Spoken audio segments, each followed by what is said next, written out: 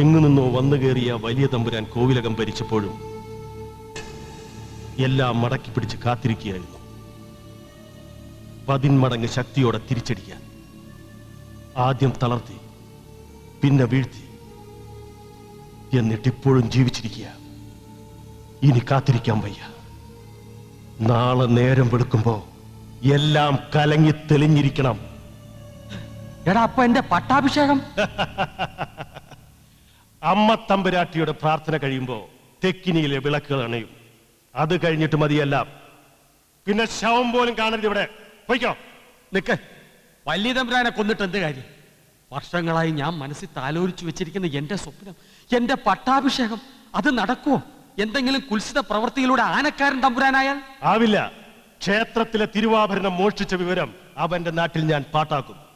ആഭരണങ്ങൾ തിരിച്ചെടുക്കാൻ വലിയ തമ്പുരാനെ കൊന്നത് അവനാണെന്ന് ഞാൻ തെളിയിക്കും. പിന്നെ അവനൊരു ഭാരമേ അല്ല. നീ ബുദ്ധിമാനാണ്. വേണ്ടത് വേണ്ട പോലെ ചെയ്യാൻ നിനക്കറിയാം. എന്നാൽ ചേട്ടൻ ധൈര്യമായി പോയി കിടന്നുറങ്ങിക്കോ.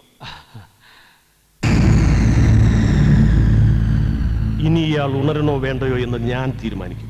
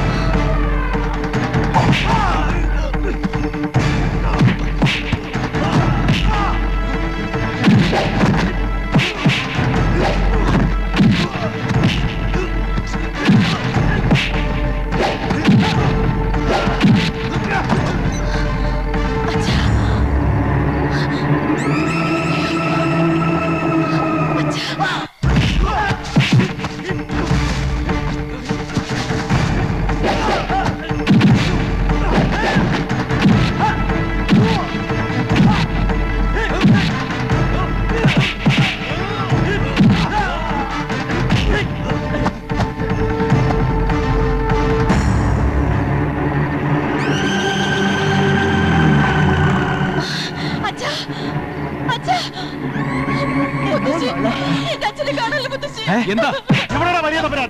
എവിടെ കൊണ്ടുപോയി കൊന്നു കുഴിച്ചു? ഞാൻ പറയണോ? എന്നേക്കാൾ നന്നായിട്ട് തമ്പുരാൻ അറിയില്ലേ? നിന്നെ കൊണ്ട് ഞാൻ പറയിക്കുമാ. എല്ലാരും കൂടെ എന്താ ചെയ്ത് എന്റെ അച്ഛന്? എവിടെ എന്റെ അച്ഛൻ? കൊല്ലേണ്ടി വന്ന കൊല്ലുന്ന് പറഞ്ഞില്ലേ? എവിടെ എവിടെ എന്റെ അച്ഛൻ? ഞാൻ ജീവിച്ചിരിപ്പുണ്ടെന്നെങ്കിലും വിഷ്ണു. പറയാൻ.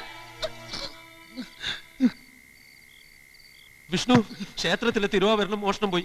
നീ എടുത്തുന്ന നാട്ടിലെ സംസാരം. നാട്ടുകാരാകെ ഇളകിയിരിക്കുക. പറയണില്ല, നേരാണോ ഇതൊക്കെ? പൊന്നളിയന്റെ വീരകഥകൾ ഇനിയുമുണ്ട്. കേൾക്കണോ? കള്ളം മാത്രമല്ല, കൊലയാളി കൂടിയാവൻ.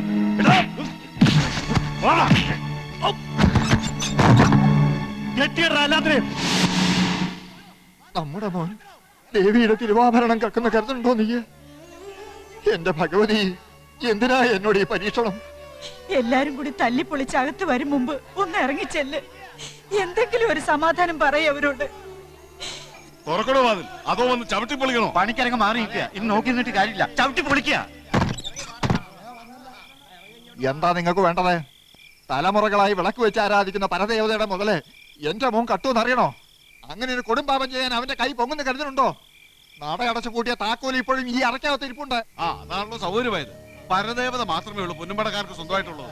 അതിനുള്ളിലെ പൊന്നും പണ്ടവുമല്ല നാട്ടുകാരുടെ പൈസ കൊണ്ട് മേടിച്ചതാ. അത് ഇപ്പോഴും അവിടെ ഉണ്ടോന്നാണ് ഞങ്ങൾക്ക് അറിയേണ്ടത്. എന്താ നിങ്ങൾ ഈ പറയണേ? മുഹൂർത്തവും കാലവും നോക്കിയിട്ടാണോ കക്കാൻ കയറിയത്? അതിനേക്കാൾ വലിയ കാര്യമൊന്നും അല്ല മുഹൂർത്തം തെറ്റിച്ച് കയറുന്നത്. ഇല്ല, അത് നടക്കില്ല. അതെന്താ? വ്രതം നോറ്റ തിരുമേനി വന്ന് നടവിളക്ക് വെച്ചാൽ നട തുറക്കില്ല. പ്രശ്നവശാൽ കണ്ടെത്തിയ ആചാരങ്ങൾ തെറ്റിക്കാൻ പാടില്ല. മുഹൂർത്തത്തിന് 3 നാഴിക നേരല്ലേ ഉള്ളൂ. അതുവരെ കാക്കുക. ഇതൊരു അപേക്ഷയാണ്. നട തുറന്ന് നിങ്ങൾ കേട്ടത് നേരാണെന്ന് ബോധ്യമായാൽ അതിന് നിങ്ങൾ തരുന്ന ഏത് ശിക്ഷയും ഏറ്റുവാങ്ങാൻ ഞാൻ ഒരുക്കാണ്. ചേട്ടൻ കണ്ടോ, ഒരു പടയായിട്ട് ഇപ്പൊ വരും അവന്റെ നാട്ടുകാര്. അവനെ പിടിച്ചിറക്കി മുറ്റത്ത് വെച്ച് തന്നെ തല്ലിക്കൊല്ലുന്നത് കാണാം നമുക്ക്. തമ്പുരാനെ അവനെ മുറിയിൽ കാണുന്നില്ല.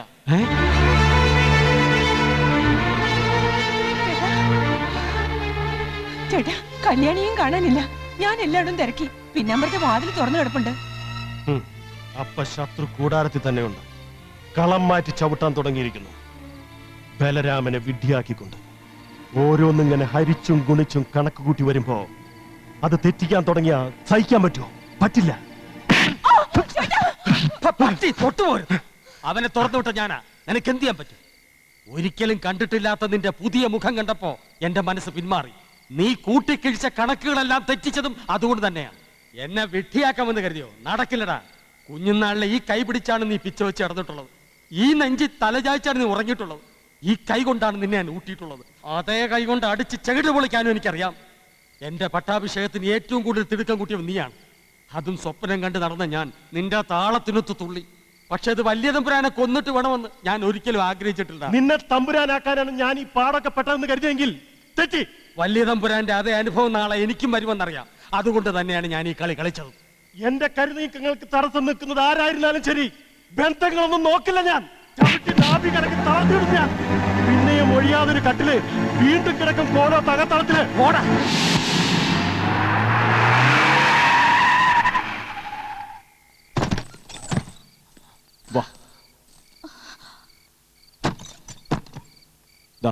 നോക്ക്, കണ്ണു തുറന്നു നോക്ക്.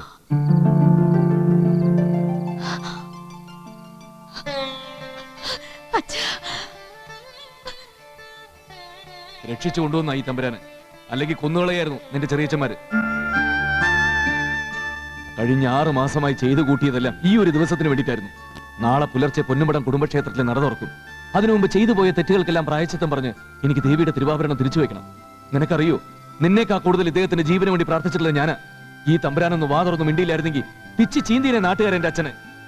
ഒരു തെറ്റേ ഞാനിപ്പോ ചെയ്യുന്നുള്ളൂ. മുതലും പലിശയും കൊടുക്കാതെ ഒരു പണയപ്പണ്ട തിരിച്ചെടുത്തു കൊണ്ടുപോവാ ഈ തമ്പുരാന്റെ സമ്മതത്തോടെ. ഭൈരവ, നീ ക്ഷേത്രത്തിലേക്ക് പോയിക്കോ. നട തുറക്കുന്നതിന് മുമ്പ് തിരുവാഭരണമായിട്ട് ഞാൻ അവിടെ ഉണ്ടാവും.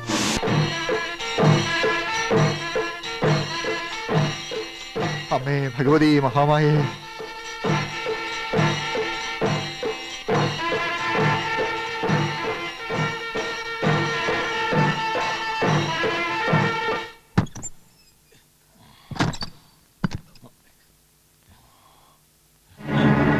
ഇല്ലടാ, നിനക്കത് കൊണ്ടുപോകാനാവില്ല. തന്നയക്കില്ല ഞാൻ.